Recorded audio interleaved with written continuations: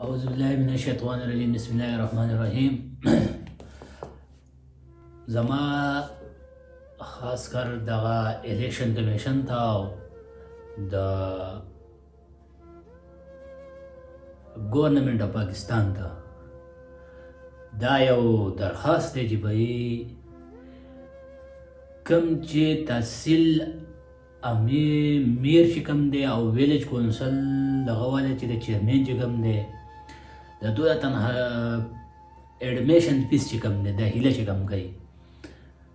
نو دا ډېر زیات کم دی پکار دا دی چې تحصیل میر چې څونه د ایم پی ای دغه دی چا د 5 لک روپو نه کم دا نه دی پکار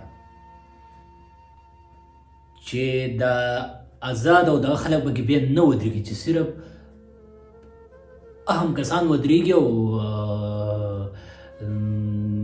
اسې اچار غوند نه ودرېږي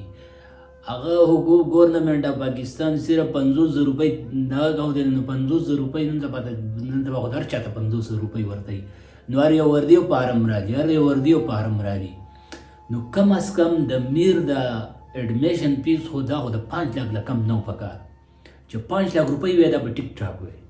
بیا به هېڅوک هم نه تللی چا به هم نه داخله به یې نه کولې اهم کسان به تللی او به چې چا کومو پالټیانو کومو کسانو منتخب کولې هغو به دغه پیسې ځکه چې بیا به پالټۍ پیسې ورکوي نو چې هغو دا دغه کولې چې پیسې لږ دغه یو به الیکشن کمیشن ته به پیدا وي ګورنمنټ اف پاکستان ته به پیدا وي ځکه چې پیسې د خلک ډېر ودرېږي نو خلکو ته پیسې ورسېږي ځکه چې پیسې نه وي بیا به څوک نه ودرېدی او پیسې ورسېږي ځکه ودرېږي دا به پوسټرې جوړوي دا به کمپین چلوي دا به خلکو ته کارونه کوي نو پکار دا دی چې د 5 لک روپو دا کم نه وي او دویم دا ویلیج چیرمین چې کوم دی چې دا خو د 1 لک روپو دا اډوله کم نه وي ځکه دا به تحصیل هلته ممبر جوړېږي د تحصیل او اسمبلی کې به کښېني به تحصیل په اسمبلی کې به کښېني نو چې دا خو اډوله دا کم نه وي او نور چې یوت او کیسان دا خو چې 50,000 دا